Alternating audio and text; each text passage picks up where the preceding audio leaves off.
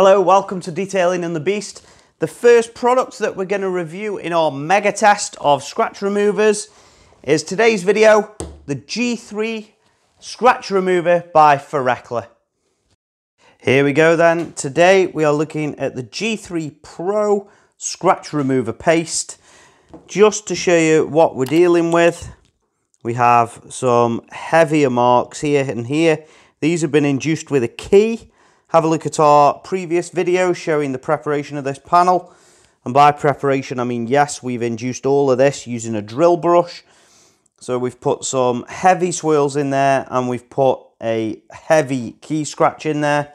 Don't forget, and I've covered all these up just so we're not getting sidetracked, but don't forget we've got 8 products over the next week. So before we use the product, we'll go over and we'll just go and have a read of what it says and what we can do with this and what we can't do with it. All of these 8 products here, we will do the same thing for. This one, it expressly says permanent, that this product is a permanent solution and it contains no fillers. That is nice. One of the tests that we're going to do on all of these is after they've applied and we've seen what they can do, what we're going to do is wash them down a few times and see if them scratches reappear. This claims that they won't because it doesn't contain fillers. So it eliminates light scratches and diminishes the look of deeper defects. Now this is something, without going into too much detail of the other products, this is something that I like about this product. It's very, very well documented, and we'll come on to some of them more documented features in a minute. But it's a no BS approach, to be honest. It's not leaving things out, or it's not purposefully leaving things out that the end user might expect this to do. So it permanently removes fine scratches. Scratches will not return even after several washes. Use on all painted, lacquered and GRP surfaces, and it's an ideal because it's a paste for smaller areas, as are all of these. So something I really like about this is the fingernail test. So obviously number one is to clean the surface to be restored. You don't want to be rubbing this in to dirt and grit and grime. That is obvious. Number two, run your fingernail across the scratch. If your nail does not catch the scratch, you can remove it fully. If it catches, you can reduce the appearance. Now that is something very, very important. You're not going to solve scratches that have gone through the clear coat, but what this is saying is basically that it can round the edges of that scratch and hence make it look less harsh, less impactful, shall we say. Using light pressure, lightly dampen a G3 Pro white applicator waffle pad. Now this is something I'm going to talk about in this video. If a product expressly says how to use it, we will use it that way. If a product does not say how to expressly use it, it's going on a microfiber applicator and it's being worked in for as long as physically possible that we see an improvement in the scratch or not before I give up.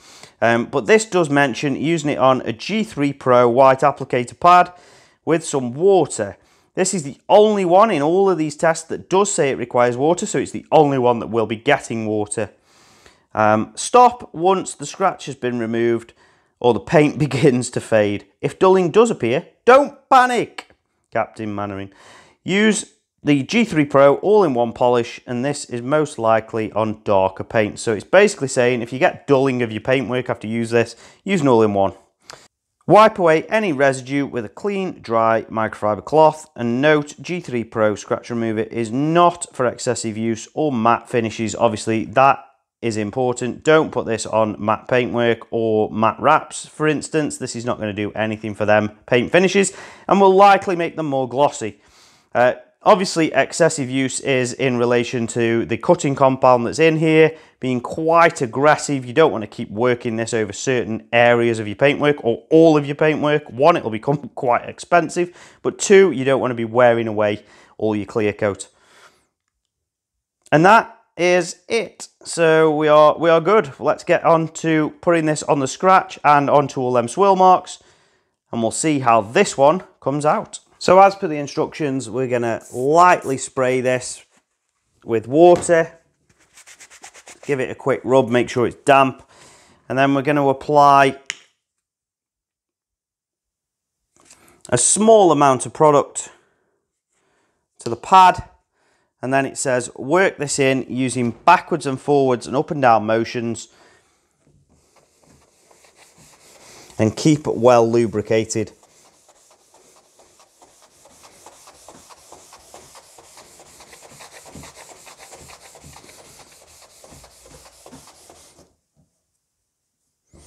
Now I can already tell that this is quite gritty.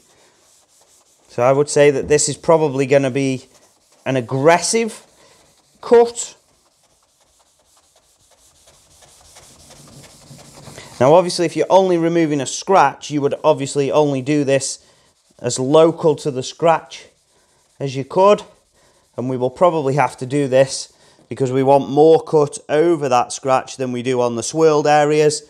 But for now, we will do all of it and then I will move on to the scratch in a little while. I'll be back with you in a few minutes. Okay, so that's been 10 minutes using just that small area. I'm now going to buff this back off, making sure we get all the product. And then we'll have a look at that versus the control section. Now during application, I did have to keep this wet, so I was having to dampen that up maybe once every 2 or 3 minutes. And I did have to apply 3 lots or 3 pea-sized blobs of the G3 to cover just that small area. And I reckon out of them 10 minutes, I worked this section here for the whole of them 10 minutes. So over here, and this probably for maybe 3 of them 10 minutes. But the majority of the action was going on over that heavier scratch. I'll take you in now for a closer look, and then we can decide whether it's done a decent enough job. So close-up time then. Have a look back at the control section, pretty much what we started with. Heavy marks under these lights. And that scratch looking really ugly. Bring it down to the G3 section. That scratch is obviously still visible. We're never expecting to remove any of these massive scratches. Don't get me wrong, these are not miracle products. Them scratches are very deep, and as with all these, we're only trying to make them look better. And there, if you look at it and catch it right, there, it's obviously still there, but look at the difference. This product has done a really good job, and to be honest, as good as it can be expected. It does mention on the bottle that it won't touch the really heavy scratches. It will only enhance their appearance as such. It will only diminish their appearance, and that's exactly what it seems to have done. In terms of the swirls, I am very happy. Again, in the control section, really deep.